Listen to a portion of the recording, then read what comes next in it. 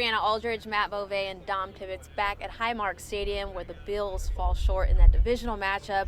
We were hoping, guys, that they would rewrite history, and I can't think of any positive words in this very moment. But, Matt, I'm going to start with you because I don't got any. I don't got any. You picked the wrong guy. Positive. We'll start with you. We'll start with you picked the wrong guy.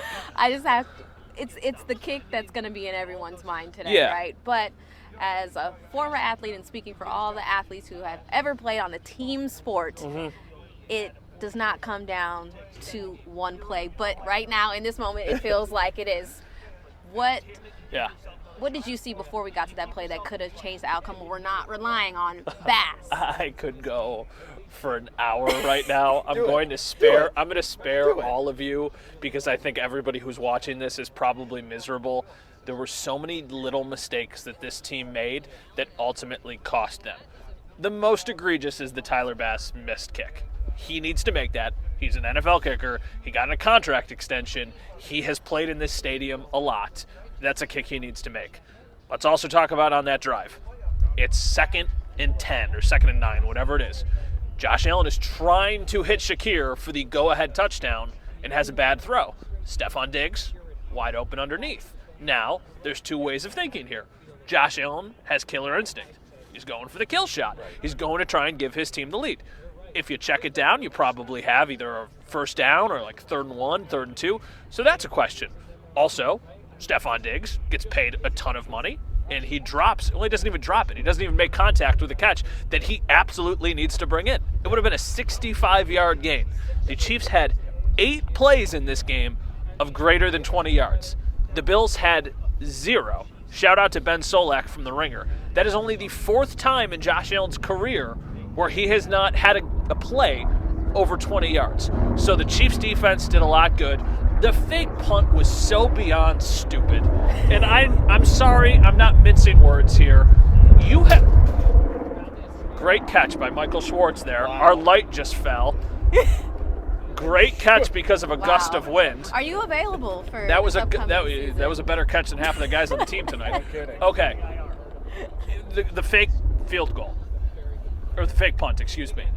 If you're going to go for it, and I have no issue with you being aggressive, let Josh Allen go for it.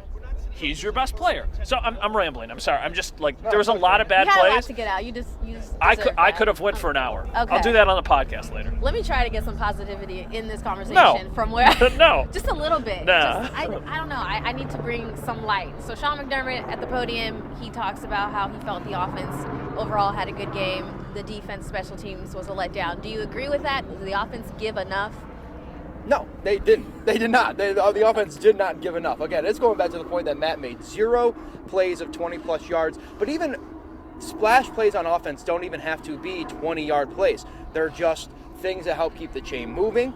They're things that help kind of get yourself out of a 3rd and 9, 3rd and 6. And it just felt like the Bills were absent on that. Defensively, listen, there's already the built-in excuse of not having Terrell Bernard in there, right? But watching Tyrel Dodson and A.J. Klein on the field down there today, the Chiefs' offense burned the Bills' defense going sideline to sideline in the intermediate range. Watching those two try to play defense and catch up to the likes of Rashee Rice, McCole Hardman, Pacheco out of the backfield, nightmare. So you already knew that was just not going to be it, right? Sam Martin comes in. He's been battling the hamstring all week. He shanks a punt. Then, by good God's graces, the Bills get a huge break with that touchback. And you're thinking, okay, here's our time. Let's come back down the field and cook. This is the moment where Josh Allen has to step up. This is the moment where the offense has to step up. To Matt's point, is where Stephon Diggs has to step up.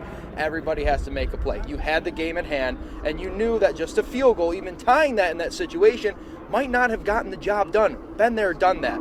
I have nothing positive to say. I think defensively, that is where the Bills got hurt the most today, was just not having the speed to keep up with the likes of some of the skill players the Chiefs have. The offense didn't do enough. Special teams lacked. And here we are having the same conversation almost 365 days later than what we did here when we were talking about the Bengals game. I'm almost like I'm running out of like just things to say because it's just like I feel like I'm just beating a dead horse and I'm repeating myself from 365 days ago. Can I say one thing? And I like everything that you said, but I think if there's a hierarchy of blame here, the defense and the special teams are way up here. For sure. And the offense the offense could have been better, but it is certainly, to me, not why they lost the game.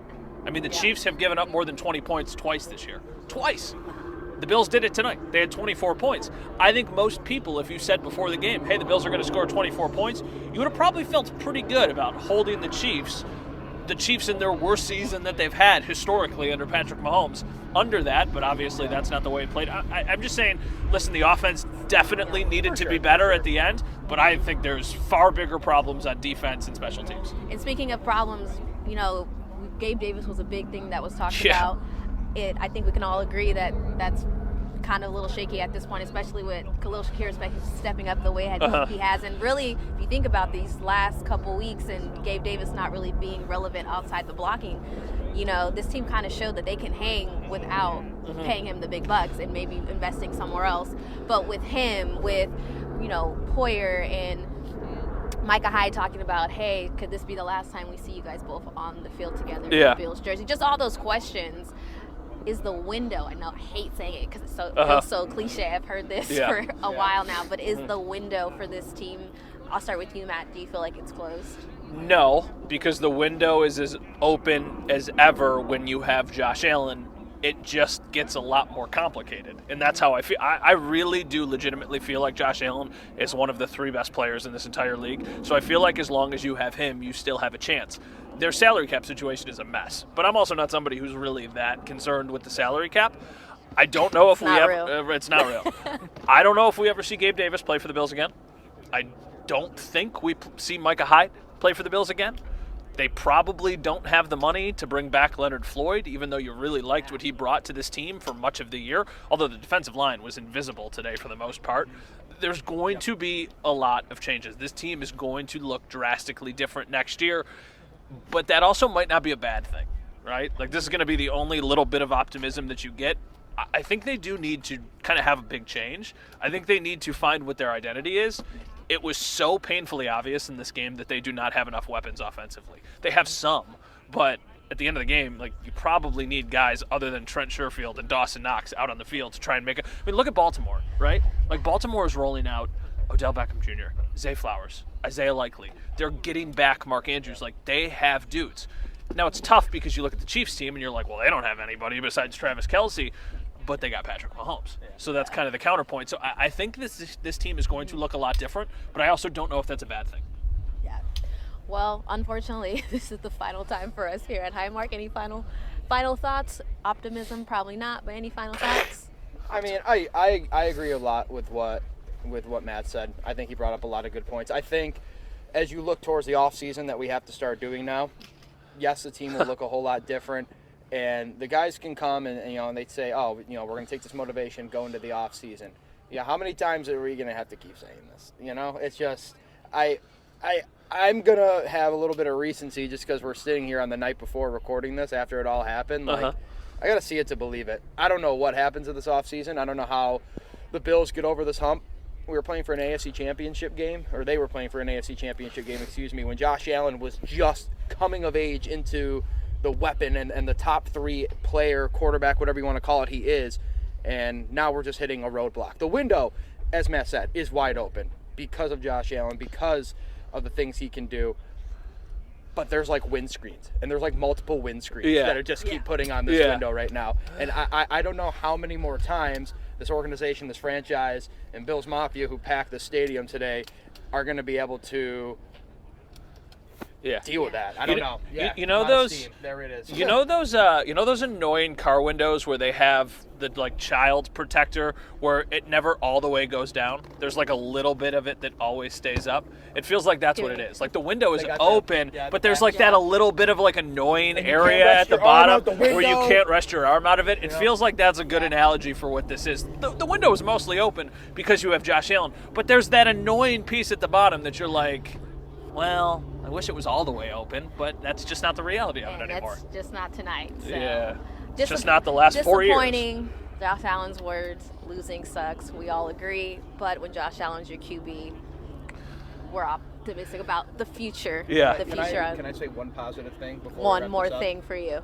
Season 2 with you guys has been a blast. Yes. and I wouldn't want to work with anybody else. So that's there we very, go. very nice from Dom. You guys are the best. Thank you. I'm only positive I'm taking away from Yes, tonight. very proud of the team. There you go. I taught him that. There you All go. right. Very all right. proud. Very proud of the team. Very proud of the coverage. I know that this has been a whirlwind season for everybody. You know, they're 6-6, but churned out content, churned out coverage. Just going to keep on doing that. It doesn't go away. The off season might be more interesting than the actual season. We got lots to talk about. But proud of these two. Proud of everybody on the back end. Just really lucky to be part of this team. Yep. How's that for optimism? I like it. There you go. Look at you guys. Yep. All right. For one final time, Brianna Aldridge, Matt Bove, and Dom Tibbetts.